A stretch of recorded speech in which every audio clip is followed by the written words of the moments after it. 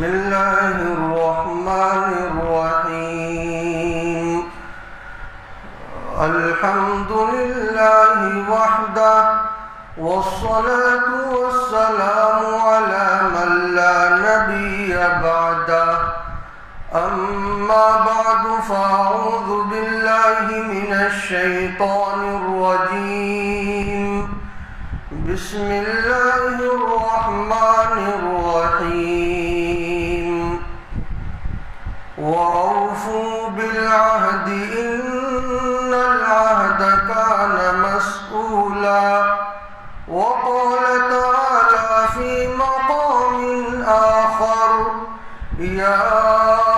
أيها الذين آمنوا أوفوا بالعقود وقال النبي صلى الله عليه وسلم آية المنافق ثلاث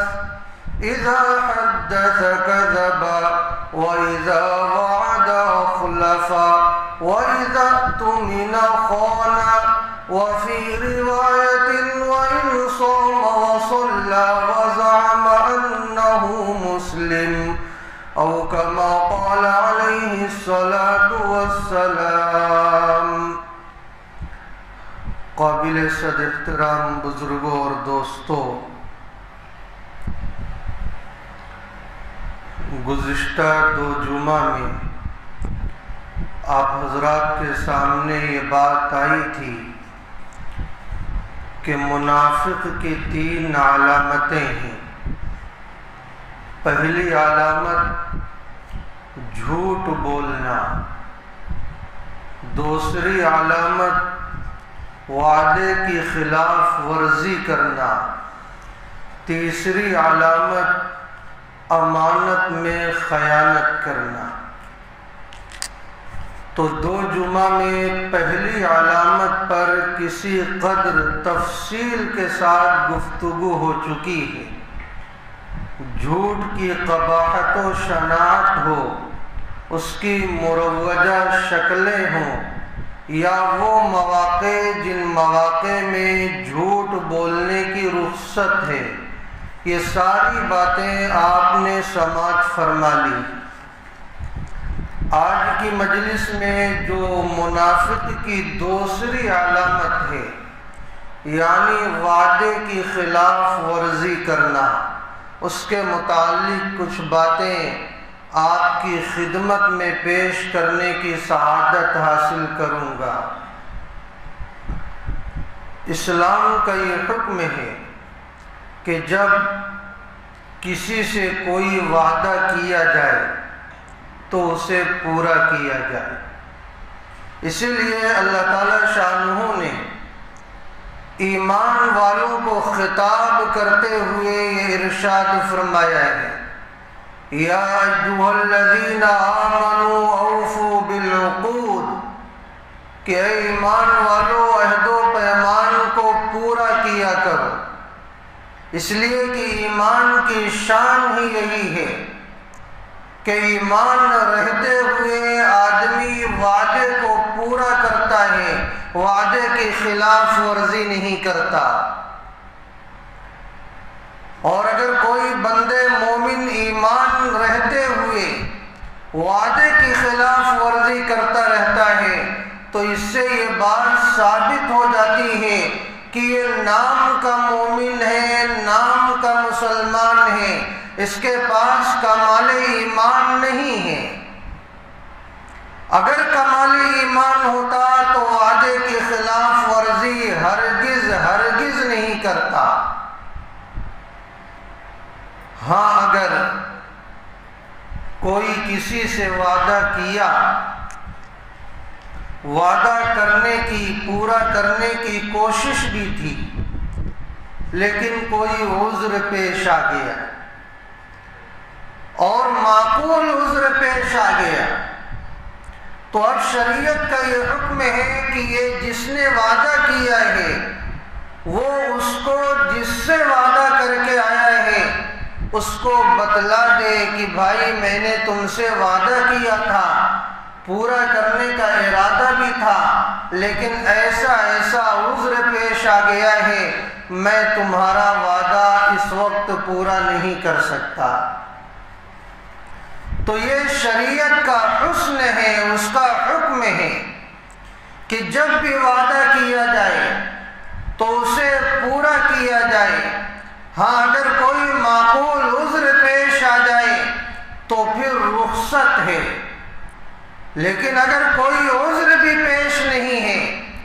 بس یوں ہی وعدہ کر کے اس کے خلاف ورزی آدمی کرتا ہے اور اس کی لت لگی ہوئی ہے، تو یہ بات ثابت ہو جاتی ہے کہ منافق کی جو دوسری علامت ہے وہ اس کے اندر موجود ہے۔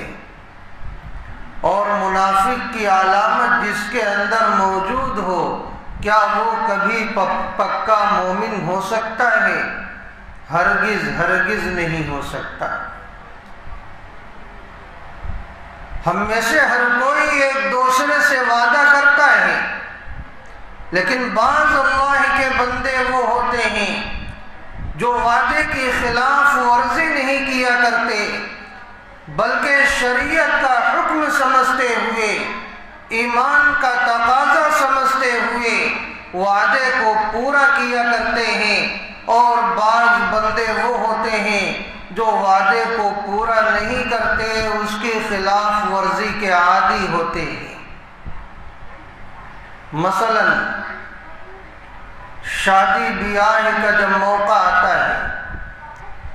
تو نکاح سے پہلے اب عموماً منگنی ہوتی ہے۔ تو یہ جو منگنی ہوتی ہے، اس کی حیثیت صرف اور صرف وعدے کی ہے کہ جانبین آپس میں وعدہ کرتے ہیں کہ ہم اپنے لڑکے اور لڑکی کی شادی آپ کے لڑکے یا لڑکی سے کریں گے۔ یہ منگنی ایک وعدہ ہے۔ تو جب منگنی ہو جائے تو گویا جانبین نے آپس میں معاہدہ کر لیا ہے، اب جانبین میں سے کسی کے لیے بغیر معقول عذر کے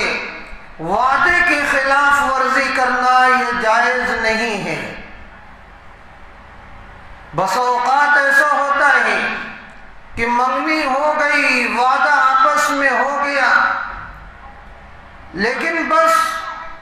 معمولی بات کی وجہ سے رشتے کو کینسل کر دیا جاتا ہے، ختم کر دیا جاتا ہے، اور اس طرف کوئی دھیان نہیں ہوتا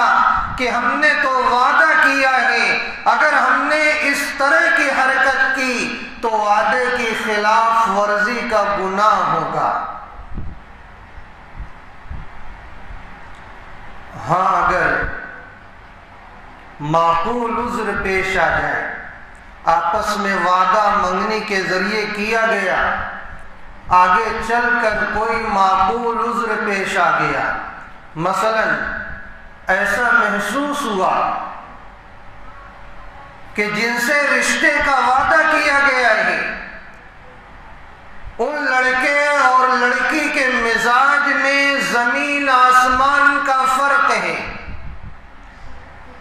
یا ان لڑکے اور لڑکی والوں کے مزاج میں بہت زیادہ فرق ہے، اور ایسا محسوس ہوتا ہے کہ اگر یہ رشتہ آپس میں کیا گیا تو ان لڑکے اور لڑکی کی زندگی خراب ہو جائے گی، آپس میں رشتے داریاں ختم ہو جائیں گی۔ اگر یہ خطرہ محسوس ہو رہا ہے اور اس طرح کا زمین آسمان کا فرق نظر آ جائے یا کوئی اور معقول عذر پیش آ جائے تو اس بنا پر یہ کہا جا سکتا ہے کہ بھائی ہم نے تو وعدہ کیا تھا لیکن ہمیں ایسا خطرہ لگ رہا ہے، لہٰذا ہم اپنے وعدے کو پورا کرنے سے عاجز و قاصر ہیں۔ تو امید ہے کہ وعدے کی خلاف ورزی کا گناہ اور اس کا وبال نہیں ہوگا۔ یہ مسئلہ الگ ہے کہ جو آج کل منگنی کا طریقہ ہے شرعی اعتبار سے وہ صحیح ہے یا صحیح نہیں ہے وہ اس وقت میرا موضوع نہیں ہے، لیکن اتنا ضرور کہوں گا کہ آج کل کی جو منگنی ہوتی ہے اس میں اسراف بہت زیادہ ہوتا ہے، مزاج شرع کے خلاف منگنی کا عمل کیا جاتا ہے۔ آپ منگنی کا مقصود سمجھ لیجئے تو یہ بات سمجھ میں آ جائے گی کہ منگنی بس محض وعدہ ہے، اور وعدہ کرنے میں جو یہ رسم و رواج کو شامل کر لیا گیا ہے اور ہزاروں لاکھوں روپے اس میں خرچ کیے جاتے ہیں اور نہ جانے کیسی کیسی رسمیں ایجاد کر لی گئی ہیں، وہ یہ بالکل شریعت کے خلاف ہے اور ناجائز عمل ہے۔ اس کی شریعت میں کوئی حیثیت نہیں۔ منگنی بس ایک وعدہ ہے، آپس میں وعدہ کر لیا جائے کہ بھائی میں اپنے لڑکے یا لڑکی کی شادی تمہارے لڑکے یا لڑکی سے کرنا چاہتا ہوں، تو وعدے کے ایفا کی بہت زیادہ اہمیت ہے، اور وعدے کی خلاف ورزی اللہ کو بہت زیادہ ناپسند ہے۔ اس لیے آپ صلی اللہ علیہ وسلم اور حضرات صحابہ رضوان اللہ علیہم اجمعین کی زندگی کا آپ مطالعہ کریں تو آپ کو معلوم ہوگا کہ صرف آپس میں یہ حضرات وعدے کو پورا کرنے کی تو دور کی بات ہے، یہ دشمنوں کے ساتھ بھی جو وعدہ کیا گیا ہوتا تھا اسے بھی پورا کیا کرتے تھے، بلکہ وہ دشمن جو آپ کے خون کے پیاسے ہوتے اگر ان کے ساتھ بھی کوئی وعدہ ہوتا تو آپ یہ کوشش کیا کرتے تھے کہ وعدے کی خلاف ورزی ان کے ساتھ بھی نہ ہو، کیونکہ یہ نفاق کی علامت ہے۔ آپ ایک واقعے کے ذریعے اسے سمجھیے۔ ایک صحابی ہیں حضرت حذیفہ بن یمان رضی اللہ عنہ۔ حضرت حذیفہ رضی اللہ عنہ بھی مسلمان ہو جاتے ہیں اور ان کے والد محترم حضرت یمان رضی اللہ عنہ بھی مسلمان ہو جاتے ہیں۔ ان دونوں حضرات کی یہ خواہش ہوتی ہے کہ یہ مکہ سے مدینہ جائیں اور آپ صلی اللہ علیہ وسلم کی زیارت کر کے کچھ فیض کو حاصل کر سکیں۔ چنانچہ یہ دونوں حضرات وہاں سے روانہ ہوتے، راستے میں ابو جہل اور اس کے لشکر سے ملاقات ہوتی۔ ابو جہل حضرت حذیفہ رضی اللہ عنہ کو روک لیتا ہے اور یہ سوال کرتا ہے کہاں جانے کا ارادہ ہے؟ حضرت حذیفہ رضی اللہ عنہ نے بتلایا کہ ہم مدینہ جا رہے ہیں آپ علیہ السلام سے ملاقات کرنے کے لیے۔ ابو جہل حضرت حذیفہ رضی اللہ عنہ اور ان کے والد محترم کو اپنی گرفت میں لے لیتا ہے، روک لیتا ہے اور مدینہ نہیں جانے دیتا۔ وہ یہ کہتا ہے کہ تم مدینہ جاؤ گے اور آپ صلی اللہ علیہ وسلم کے ساتھ شریک ہو کر ہم سے مقابلے کے لیے آؤ گے، اس لیے کہ ابو جہل لشکر کو تیار کر کے آپ علیہ السلام کے مقابلے کے لیے نکل پڑا ہے، تو اسے یہ خطرہ ہے کہ یہ لوگ بھی جائیں گے اور آپ علیہ السلام کے ساتھ شریک ہوں گے اور ہم سے مقابلے کے لیے آئیں گے، لہذا ابو جہل جانے نہیں دیتا۔ حضرت حذیفہ رضی اللہ عنہ کو جب یہ لگا کہ ابو جہل مجھے جانے نہیں دے گا تو آپ نے یہ کہا کہ دیکھو ہمارا جو مقصد ہے وہ صرف آپ صلی اللہ علیہ وسلم سے ملاقات کرنا ہے، اس کے علاوہ کوئی مقصد نہیں ہے۔ تو ابو جہل کہتا ہے کہ اچھا اگر مسئلہ یہ ہے تو تم ہم سے وعدہ کرو۔ وہ وعدہ کیا ہے کہ تم مدینہ جاؤ گے، لیکن جانے کے بعد ہم لوگوں سے لڑائی کرنے کے لیے نہیں آؤ گے، ہم لوگوں سے مقابلہ نہیں کرو گے۔ اگر تمہارا ہم سے یہ وعدہ ہے تو ہم تمہیں جانے دیں گے، ورنہ جانے نہیں دیں گے۔ حضرت حذیفہ رضی اللہ عنہ نے وعدہ کر لیا اور یہ کہا کہ ہم تم سے جنگ نہیں کریں گے، صرف ملاقات کریں گے، آپ صلی اللہ علیہ وسلم سے ہم کو جانے دیا جائے۔ ابو جہل نے وعدہ کرا لیا، آپ نے وعدہ کر لیا، اس کے بعد چھوڑ دیا۔ حضرت حذیفہ رضی اللہ عنہ وہاں سے چلے،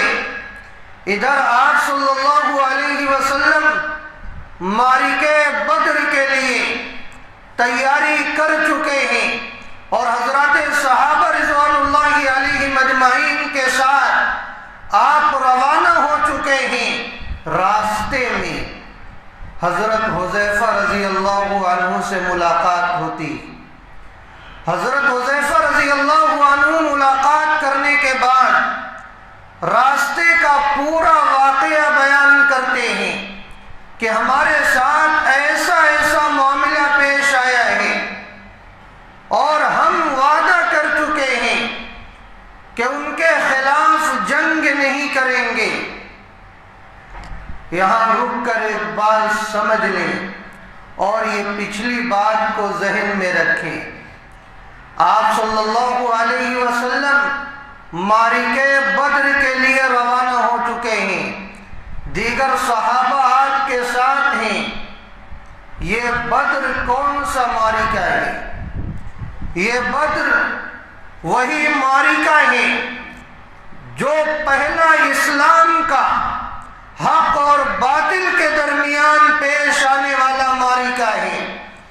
اس کی بہت زیادہ اہمیت ہے۔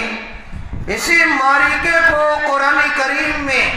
یوم الفرقان سے یاد کیا گیا ہے۔ یہی وہ معرکہ ہے جس میں شریک ہونے والا ہر صحابی بدری صحابی کہلائے گا۔ یہی وہ معرکہ ہے جس میں شریک ہونے والے صحابہ کو اللہ کے رسول صلی اللہ علیہ وسلم نے مغفرت کی پیشین گوئی فرما دی ہے۔ اور یہی وہ معرکہ ہے جس میں شریک ہونے والے ہر صحابی کی خصوصی فضیلت کو بیان کیا گیا ہے۔ یہی وہ معرکہ ہے جس میں شریک ہونے والے صحابہ کے ناموں کو بطور وظیفہ پڑھا جاتا ہے، اور ان کے ناموں کو پڑھ کر دعائیں کی جاتی ہیں، اور اللہ تعالیٰ ان کی دعاؤں کو قبول فرماتے ہیں۔ اتنا عظیم معرکہ ہے بدر کا۔ حضرت حذیفہ بن یمان رضی اللہ عنہ کی جب ملاقات ہوتی، پورا قصہ سناتے ہیں۔ آپ صلی اللہ علیہ وسلم سے قصہ سنانے کے بعد، واقعہ بیان کرنے کے بعد اپنی گزارش اور التجا رکھتے ہیں، اور یہ کہتے ہیں کہ اللہ کے رسول صلی اللہ علیہ وسلم، ہماری یہ خواہش ہے کہ ہمیں بھی اس غزوے میں شریک کر لیا جائے۔ یہ غزوہ بہت اہم غزوہ ہے، اور ہماری اس غزوے میں ضرورت ہے، کیونکہ مسلمانوں کی جو تعداد ہے وہ صرف 313 ہے، اور بالکل بے سر و سامانی کے عالم میں ہے۔ کسی کے ہاتھوں میں لاٹھی ہے، کسی کے ہاتھوں میں ڈنڈا ہے، معمولی ساز و سامان ہے، نہتے صحابہ ہیں، اور سامنے 1000 کا مسلح لشکر تیار ہے۔ ایسی بے سر و سامانی کے عالم میں آپ اندازہ لگائیں ایک ایک آدمی کی کتنی ضرورت ہوگی۔ لیکن قربان جائیے، مدنی آقا حضرت محمد عربی صلی اللہ علیہ وسلم کی ذات رحمت پر۔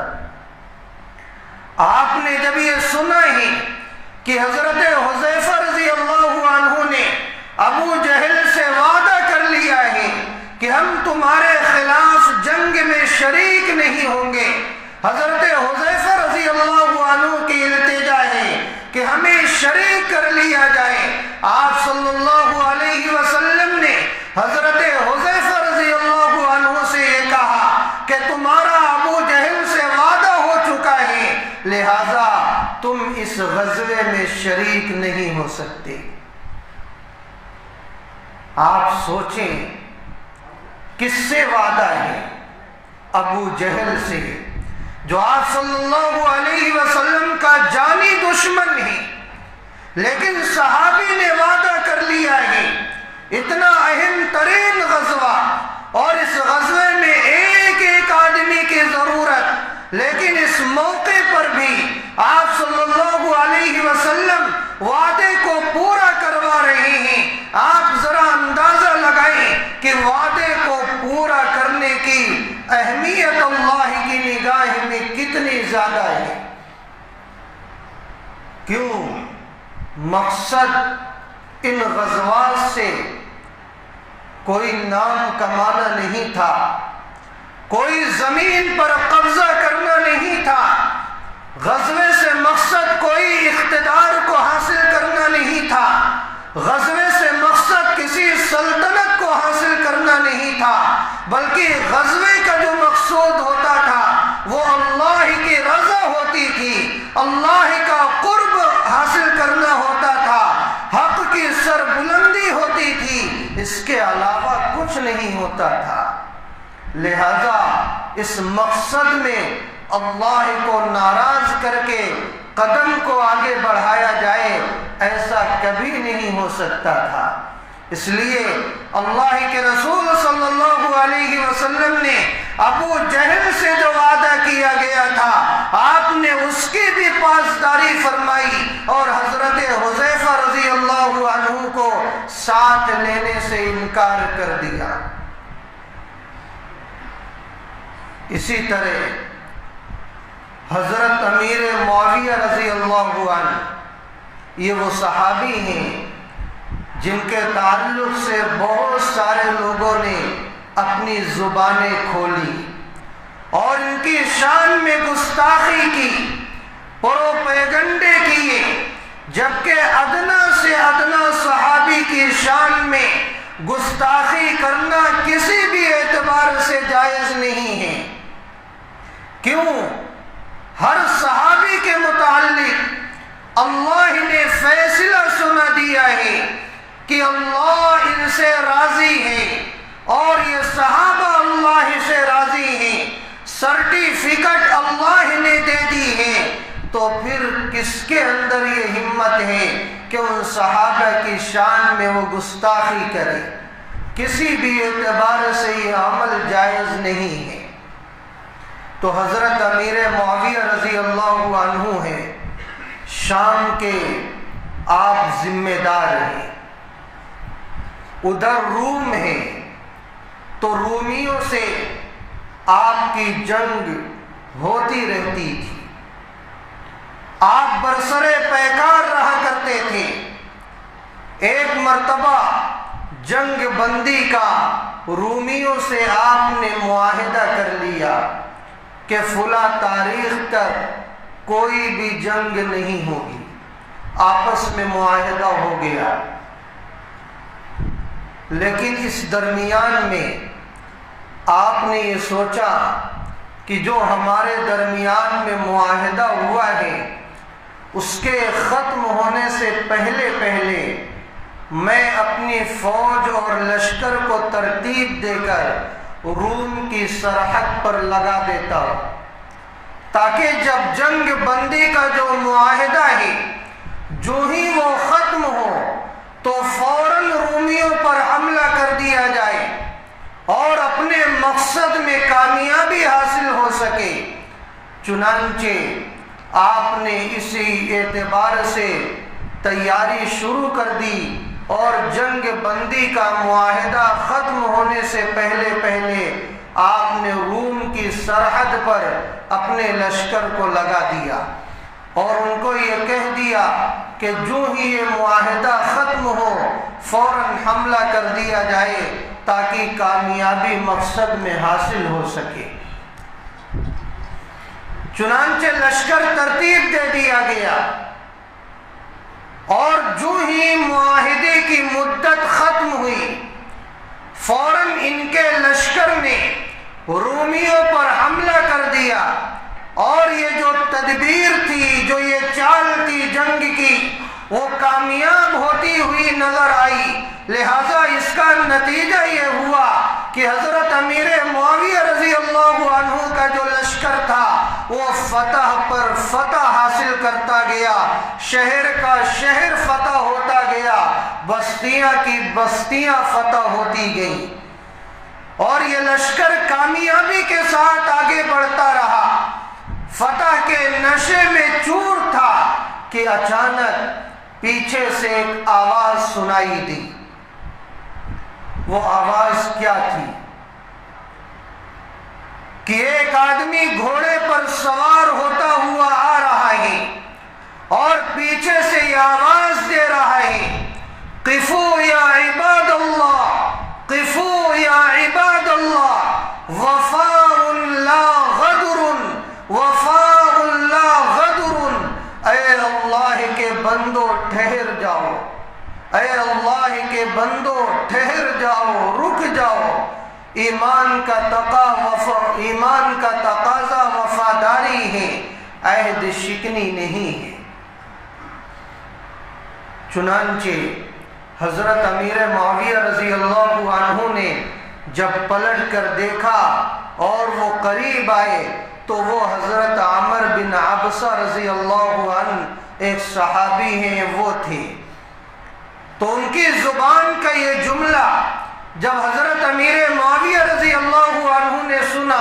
تو حضرت امیر معاویہ رضی اللہ عنہ نے یہ کہا، یہ کوئی وعدے کی خلاف ورزی نہیں ہے، ہم نے جو وعدہ کیا تھا کہ جنگ کی تاریخ بند کی یہی تک رہے گی، ہم نے اس کا پاس و لحاظ کیا ہے، اور لشکر نے جو حملہ کیا ہے وہ اس کے بعد حملہ کیا ہے۔ لیکن انہوں نے یہ کہا کہ دیکھو، حملے کی جو تیاری تھی اور لشکر جو تم نے سرحد پر لگایا تھا وہ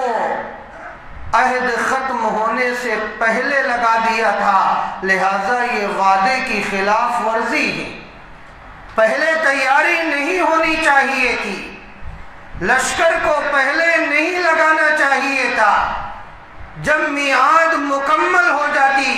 اس کے بعد لشکر کو سرحد پر لگانا چاہیے۔ اور پھر حضرت عمر بن عبسہ رضی اللہ عنہ نے آپ صلی اللہ علیہ وسلم کا ارشاد مبارک پیش فرمایا۔ وہ ارشاد یہ تھا کہ من کان بینہ وبین قوم عہد فلا یحلن عہدا ولا یشدنہ حتی یمضی امدہ او ینبذ الیہم علی سوا، کہ جب کسی کا کسی قوم کے ساتھ معاہدہ ہو جائے تو وہ عہد و پیمان کو نہ باندھے نہ اس کو کھولے حتیٰ کہ اس کی مدت پوری ہو جائے، یا اس سلسلے میں کھلا وہ اعلان کر دے، بتلا دے کہ اس وجہ سے ہم وعدے کو پورا نہیں کر پا رہے ہیں۔ چنانچہ امیر معاویہ رضی اللہ عنہ نے جب آپ صلی اللہ علیہ وسلم کا یہ فرمان سنا ہے تو سننے کے فوراً بعد آپ نے اس پر عمل کیا، اور آپ نے فوراً یہ کہا کہ جتنا مفتوحہ علاقہ ہے اس علاقے کو واپس کر دیا جائے، اس لیے کہ یہ وعدے کی خلاف ورزی کے ساتھ ہوا ہے، لہذا ہمیں ایسے علاقے نہیں چاہیے۔ آپ اندازہ لگائیں کہ آپ علیہ الصلوۃ والسلام کا ارشاد مبارک سننے کے بعد اس قدر فوراً عمل کر لینا، یہ ایک صحابی کی شان ہو سکتی ہے۔ یہ اتنا آسان کام نہیں تھا کہ مفتوحہ علاقے کو واپس کر دیا جائے اور ان لوگوں سے عہد کے ایفا کے لیے تیار ہوا جائے جو لوگ خود آپ کے دشمن ہیں، اسلام کے دشمن ہیں، ان کے وعدے کا اتنا پاس و لحاظ رکھا جائے۔ لیکن ہاں، اسلام اتنا ہی پاکیزہ ہے کہ صحابی دشمنوں کے ساتھ کیے گئے وعدے کا بھی پاس و لحاظ رکھتے ہیں۔ یہی اسلام کی خوبصورتی۔ چنانچہ آپ نے ان تمام علاقوں کو واپس کر دیا اور دوبارہ اپنی سرحد میں آ گئے۔ اسی طرح حضرت عمر فاروق رضی اللہ عنہ جب انہوں نے بیت المقدس کو فتح کر لیا تو آس پاس جو یہودی اور عیسائی رہا کرتے تھے ان سے ایک معاہدہ ہوا۔ وہ معاہدہ یہ تھا کہ ہم تمہاری جان، مال، عزت اور آبرو کی حفاظت کریں گے، اور سالانہ وہ لوگ ٹیکس دیتے تھے، جزیہ دیتے تھے۔ ان لوگوں کی حفاظت کے لیے باقاعدہ امیر المومنین نے فوج کا تعین کر دیا تھا کہ یہ فوج ان کی حفاظت کرے گی، اور حفاظت ہوتی رہی۔ ایک مرتبہ مسلمانوں کو ضرورت پڑی اس فوج کی دشمنوں کے مقابلے کے لیے بھیجنا تھا، تو مشورے میں یہ بات آئی کہ جو فوج عیسائیوں اور یہودیوں کی حفاظت کر رہی ہے اسی فوج کو وہاں بھیج دیا جائے تاکہ کام میں آ جائے، فوج کی کمی محسوس نہ ہو۔ تو امیر المومنین نے جب یہ سنا ہے تو آپ نے یہ کہا کہ مشورہ تو بہت اچھا ہے، لیکن اس کے ساتھ ساتھ ایک اور کام کر لیا جائے۔ وہ کام کیا ہے؟ یہودیوں اور عیسائیوں کو جمع کیا جائے۔ ان لوگوں کو جمع کیا گیا اور ان کے سامنے یہ اعلان کیا گیا کہ ہمارا تمہارے ساتھ ایک معاہدہ تھا کہ ہم تمہاری جان، مال، عزت، آبرو کی حفاظت کریں گے۔ جو فوج تمہاری حفاظت میں لگی ہوئی تھی آج ہمیں اس کی ضرورت محسوس ہو رہی ہے، لہذا تم اپنی حفاظت خود کرو، ہم اس فوج کو دوسری جگہ بھیج رہے ہیں، ہم تمہارا سالانہ جو پیسہ ہم نے لیا تھا وہ تمہیں واپس کیا جاتا ہے۔ اب آپ اندازہ لگائیں کہ وعدہ جو آپس میں ہوا تھا اس کو کس قدر پورا کیا جا رہا ہے، وعدے کی خلاف ورزی سے کس طرح بچا جا رہا ہے۔ حالانکہ حکومت امیر المومنین کی ہے، عیسائی اور یہودی آپ کے ماتحت ہیں، آپ جیسا چاہیں ویسا کر سکتے ہیں، وہ لوگ کچھ بھی آپ کا نہیں کر سکتے، لیکن اس کے باوجود جو وعدہ غیروں کے ساتھ ہوا ہے اسے بھی نبھایا جا رہا ہے، کیونکہ اسلام کی یہی خوبصورتی ہے کہ وعدہ تو وعدہ ہے، اسے پورا کیا جانا چاہیے، چاہے جس سے وعدہ کیا گیا ہے وہ ہمارے مذہب کا ہو یا غیر ہو، چاہے دوست ہو یا دشمن ہو، وعدہ تو پورا ہونا چاہیے، بشرطے کہ کوئی گناہ کا وعدہ نہ ہو، کیونکہ گناہ کا وعدہ اسے پورا کرنے کا حکم نہیں ہے۔ اسی طرح بعض ایسے وعدے ہوتے ہیں کہ مسلمان اس کی خلاف ورزی کو گناہ سمجھتا ہی نہیں، آپسی جو معاہدہ ہوتا ہے اس کی خلاف ورزی کرنے کو تو ہر کوئی گناہ سمجھتا ہے اور کسی قدر اس کا پاس و لحاظ بھی کرتا ہے، لیکن بہت سارے ایسے وعدے ہیں کہ مسلمان اس کی خلاف ورزی کو گناہ سمجھتا ہی نہیں۔ مثلا ملکی قانون کا جو وعدہ ہے اس کا پاس و لحاظ بھی ضروری۔ جس ملک میں ہم رہتے ہیں، چاہے کوئی بھی ملک ہو، اس ملک کا جو قانون ہے، جو ہمارے لیے بنایا گیا ہے، ہماری عافیت کے لیے بنایا گیا ہے، ملک کے نظام کی بہتری کے لیے بنایا گیا ہے، تو شریعت یہ کہتی ہے اس ملک کے قانون کا پاس و لحاظ رکھنا، اس وعدے کو پورا کرنا، یہ ہم پر شرعاً واجب ہے۔ اگر کوئی اس کے خلاف عمل کرتا ہے تو یہ ناجائز کام کرتا ہے اور اللہ تعالیٰ کی ناراضگی کا وہ ذریعہ بنتا ہے۔ اسی طرح ہمارے جو ملک کا جو جمہوری قانون ہے، یہ جو جمہوری قانون ہے جس میں ہر مذہب کے ماننے والوں کی رعایت ہے، یہ نظم و نظام چلانے اور سنبھالنے کے لیے بنایا گیا ہے تاکہ اس راستے سے ہر ایک کی جان، مال، عزت اور آبرو کی حفاظت کی جا سکے، ہر مذہب کے ماننے والوں کو آزادی حاصل ہو، وہ اپنے مذہب کے تئیں جیسی چاہے عبادت کر سکے، کوئی کسی کے اوپر جبر نہ کر سکے، اسی لیے یہ قانون بنایا گیا ہے۔ لہذا اس قانون کو ماننا، اس کے اعتبار سے زندگی اس ملک میں گزارنا، یہ ہم پر شرعاً واجب ہے۔ یہی وجہ ہے کہ مسلمان اس کی پاسداری کرتا ہے۔ الحمدللہ جتنا اس ملک میں مسلمان جمہوری قانون کی رعایت کر رہا ہے، اگر یہ بات کہی جائے تو جھوٹی نہیں ہو سکتی، کوئی اور مذہب کا ماننے والا اتنا زیادہ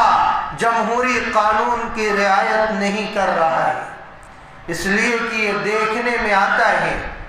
کہ مسلمان کبھی بھی اس ملک میں